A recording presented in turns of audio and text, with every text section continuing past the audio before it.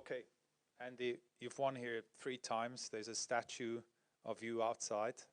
No sign of wear and tear, just like yourself. I would say, what's it like to walk past a statue of yourself? I have never really given it much thought, more than just you sort of look at it and see whether where you think it looks like you, or whether it's a good statue or not. Yeah, I've never really given it much more thought than that. Is it a good statue? Does it look like? I mean, I think it's average. I think it's average. I think a lot of people have said it's not, like, doesn't look that much like me, but I don't know. But it does mean you've been successful here in the past, so I guess that means more than having the statue. Yeah, I mean, I always enjoyed coming here. I played here the first time, I think, was in 2008, the Masters Cup, and yeah, had a good run there. But yeah, since it became a Masters series,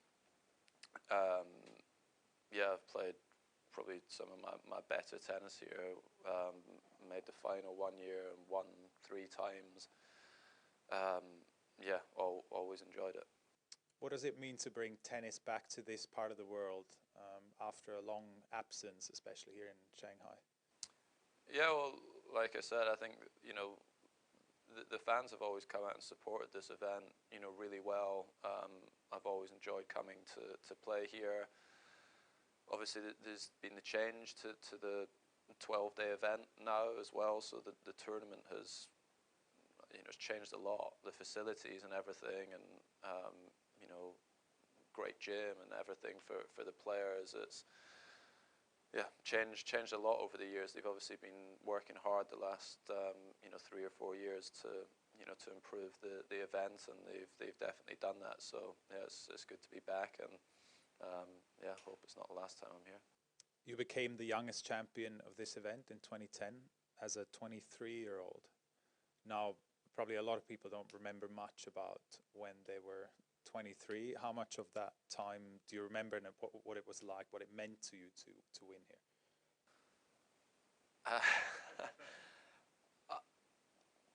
I think that was the year I beat Roger in the final. Is that right?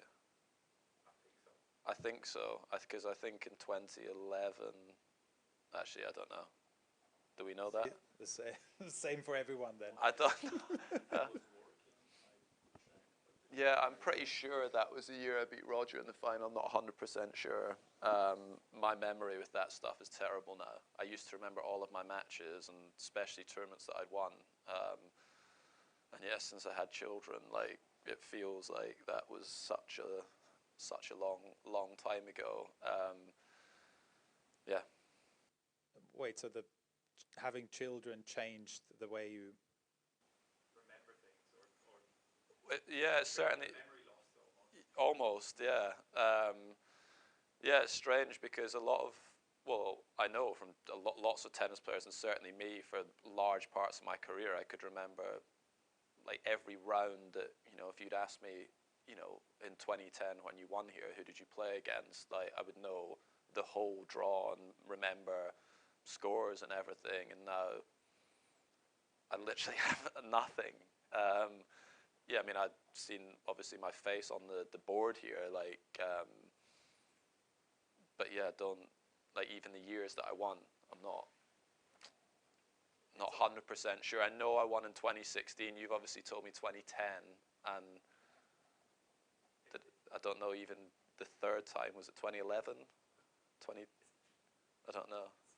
So is it almost like some other guy with the name Andy Murray came here and won all those titles?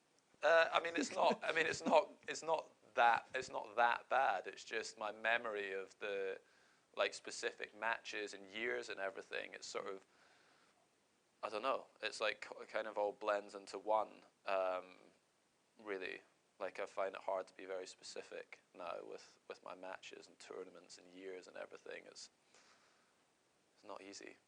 Is it also maybe because perspectives changed and priorities changed? Other things than records and titles become more important? Yeah, I mean, definitely.